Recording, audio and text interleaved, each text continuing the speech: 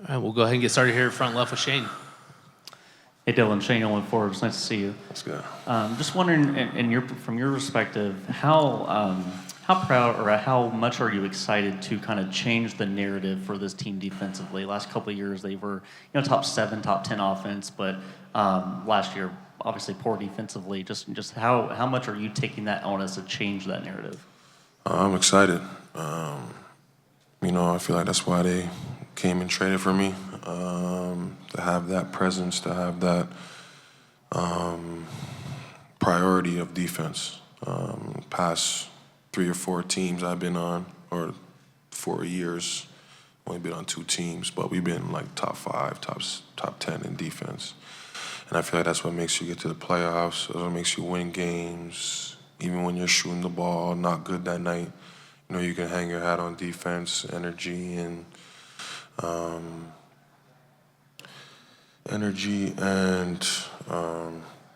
your wit to bring to the game. Because you're not gonna hit every shot. You're gonna go through cold spells, and your defense, can always be on. Hey, Dillon. Stephen Bergeron, Gardner, PHNX Sports. The last couple of years, when watching your film, I'm seeing you guard a lot of centers, and that kind of adding depth of versatility to your team's defense and the successes you just got done speaking to. Is that something you plan on bringing to the Suns? And I'm curious about kind of how those conversations go with the coach and the kind of trust that you build, not just with your coach, but with your teammates, to know that you got it locked down so you don't have to send help or send doubles in ways that you might against other proverbial mismatches. Yeah, the one-on-one battle I love. I take that with a lot of pride. Doesn't matter if it's a 1, 2, 3, or 4, or even a 5, as you said. I'm ready for the matchup. And it's just, me and Ott, trying to figure out, different ways of guarding different players, what their weaknesses is, what we want to give up. I feel like, as a defense, you want to give up, long 2s and no corner 3s. And then ultimately we got to rebound. So, just bringing that competitive fire, every single night, I feel like it's going to be contagious to the team, and it won't matter, who's guarding the best player or who I'm guarding. Everyone's going to give their best ability, for the team. We'll go to Doug here on the left. Hi, Dillon. Doug Haller at The Athletic. I think a few of us in this room covered you during your college days at Oregon. You played with an edge then, but not the edge that we see in the NBA today. When did you really kind of move on to kind of embracing the role that you have and even the villain role that people have put on you? Like 3 years ago, after that whole thing with the Lakers, I had to look myself in the face, with Memphis not wanting me and, trying to figure out a new path in the NBA. I had to look at myself in the mirror and say, how bad do you want it? And, from that on, I've been, relishing in open arms to the villain persona role, whatever you want to put it. But that just comes from just me being super competitive, trying different things on the defensive end that's gonna, annoy or wear down on the offensive player.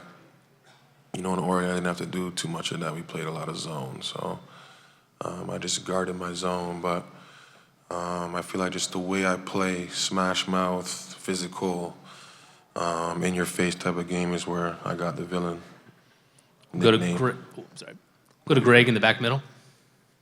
Dillon, Greg Moore, Arizona Republic. Welcome to town. Appreciate it.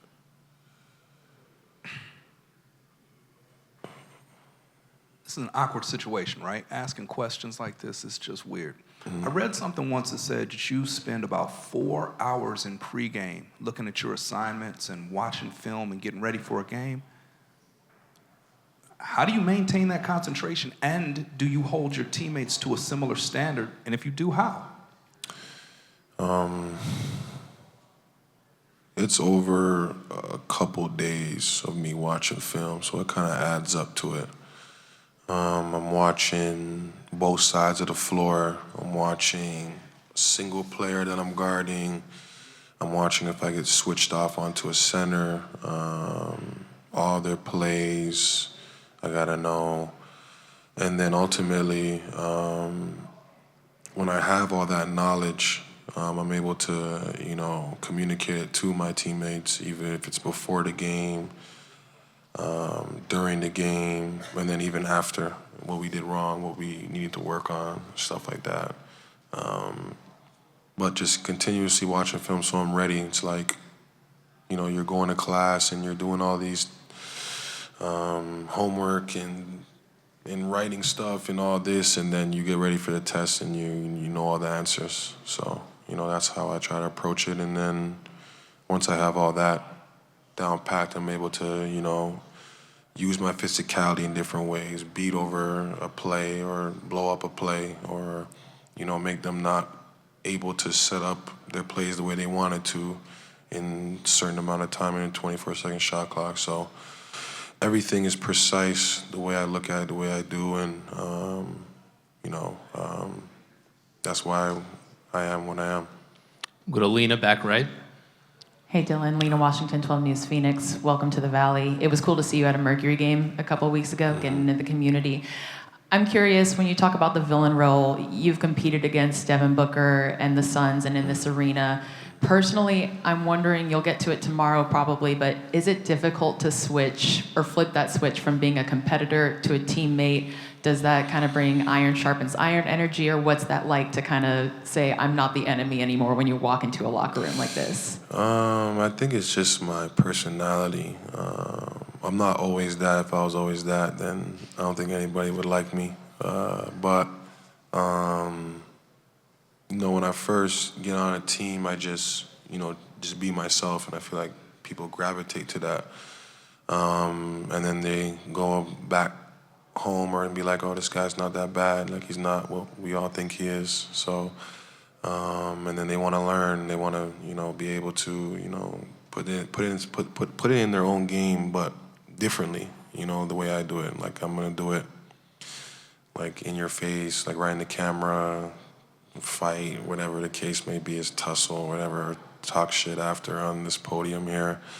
But you just put your own little sauce on it. Like with Ryan and with Oso, like, I'm gonna try to really get these guys into being like, confident in themselves on the defensive end and on the offensive end, and try to speed up their growth, speed up their confidence. Because with young guys, you need those guys, those young legs, and they really help uplift your team when it's really needed. So